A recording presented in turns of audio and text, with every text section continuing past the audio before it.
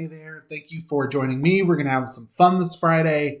Um, I am ready for some fun this weekend because the Chicago Bears are 4-1. Um, and by beating Tampa Bay, they actually beat a good team. They didn't squeak by a really bad team, and it looks like the three previous wins against the Detroit Lions, the New York Giants, and the Atlanta Falcons are the Bears just squeaking by terrible teams. But the Buccaneers are a good team, and Chicago was able to win the game. And so um, I am very excited about that. I am somewhat hopeful about this season. I think the game this week against the Carolina Panthers will show a decent amount about the season, but I'm cautiously optimistic for this reason. The the Bears defense all season has looked good. They haven't had the big game changing plays. They haven't been a team that forces a lot of turnovers. They haven't gotten a lot of sacks. Not making the big negative plays for the other team that a lot of great defenses do. But the Bears have been good. It's hard to score points against the Bears. They make it very hard to play, and that is an awesome thing that they're not reliant on big negative plays on defense, but that their defense is just going to keep them in a game. And there have been flashes this season of how good this offense can be. Scoring 21 points in the fourth quarter against Detroit.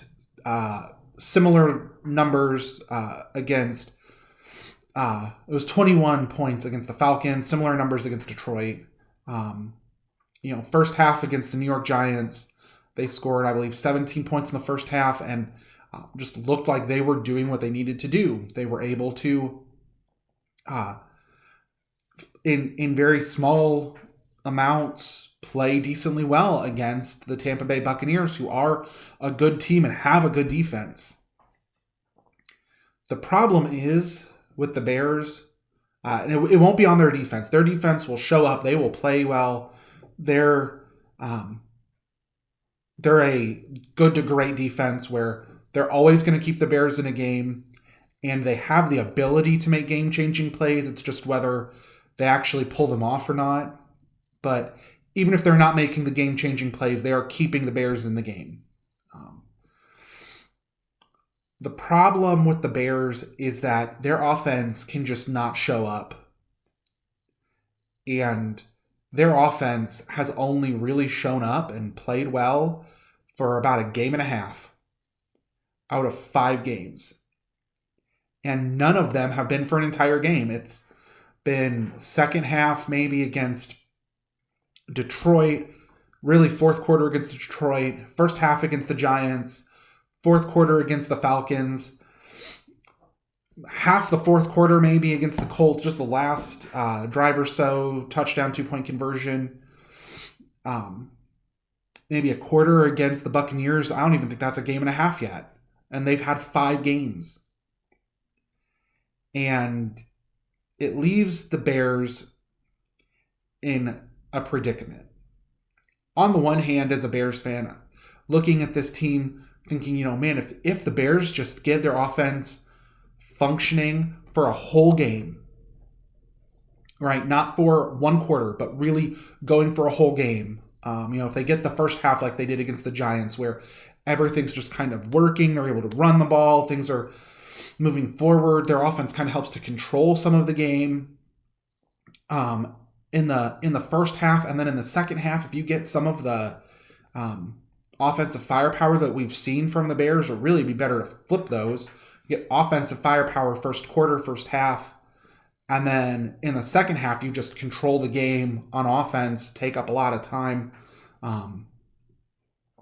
The Bears could have an awesome team that can beat anyone.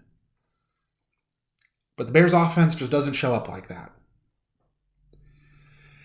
And this game against the Carolina Panthers is going to really be a big game for the Bears front office because the Chicago Bears could have picked up Teddy Bridgewater as their replacement for Mitch Trubisky. And now Teddy Bridgewater is playing with the Carolina Panthers, looking like a great quarterback, like the quarterback who he was in Minnesota when he was ready to be in the picture for top 5, definitely was a top 10 quarterback in the league with Minnesota. He can he has the mobility to be able to make plays with his leg. He's not Lamar Jackson running all over the field, but he can stretch plays with his legs. He can run when he needs to. He can make the throws that you would expect from a quarterback, and is definitely more of a quarterback like Mitch Trubisky. But the Bears didn't go after Teddy Bridgewater for whatever reason. I have no idea. Let Teddy Bridgewater go to Carolina, and they picked up Nick Foles, who, if he gets hot, then yeah, I mean, he's a Super Bowl MVP. He knows Matt Nagy. He knows the Bears offensive coordinator, who escapes me because Matt Nagy really is the name for the Bears offense. But he knows the system that's being run. And yeah, he can play well at times, but he's not. He has shown over time that he's not necessarily the guy that you want to say we're resting our franchise on him. He's the kind of guy where you want to be able to say we're resting our franchise on this other guy, and we have Nick Foles right there to fill in. That's what he did when he won the Super Bowl. He was filling in for Carson Wentz, who got injured. When Nick Foles has really been at his best, he has been the backup, the guy who is there to help provide stability for the team and to step in when the occasion required it. And now the Bears are resting on him, putting in those kinds of performances. And so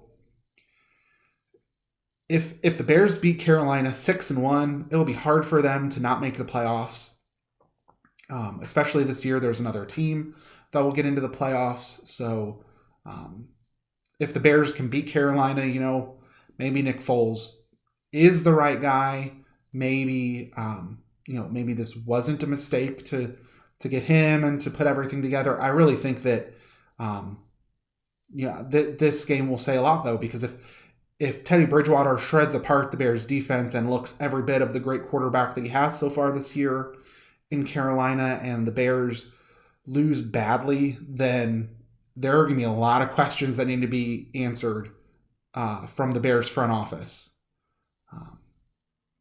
I think the Bears can... The questions have been asked of the Bears front office, but the Bears can silence some of those. So we'll see. We'll see how things go. Listening to my football podcast was just a lot of how great Carolina looks, and saying that the Bears aren't a good team. And I get it. Like I said, the Bears offense has only been there for a game and a half out of everything, but the Bears are 4-1. The Bears most definitely look better than two of the other teams in in our division, the Detroit Lions and the Minnesota Vikings. The Bears look like they're a better team than both of those. So, it might not matter if other people don't think the Bears are very good. Bears could be going to the playoffs anyway, and that's really what matters. So, I really hope the Bears offense starts clicking a little more, so that I'm not sitting through games like I was watching the Buccaneers game, just thinking, oh my goodness, this is embarrassing. The Bears are so terrible. I'm so frustrated. Like, this is just ugly. It's not fun watching a team just be bad for long stretches of games. But the Bears have the ability to be a really good team, and whether the Bears really get everything together or not, you know what? It's going to be interesting. And I saw this stat come out the Bears come from behind victories that they've had in the first 5 games. The last time that they performed come from behind victories like this was 1985, the last time the Bears won a Super Bowl. So, bam, there it is. It's out there in the air. I can't say that I see this team as a Super Bowl winning team. I really think this is a team that can make the playoffs, and who knows from there. But don't see them really as Super Bowl contenders. But it's going to be fun, and that's all I can ask for, especially on a fun Friday. So have a great weekend. God bless you guys. Take care.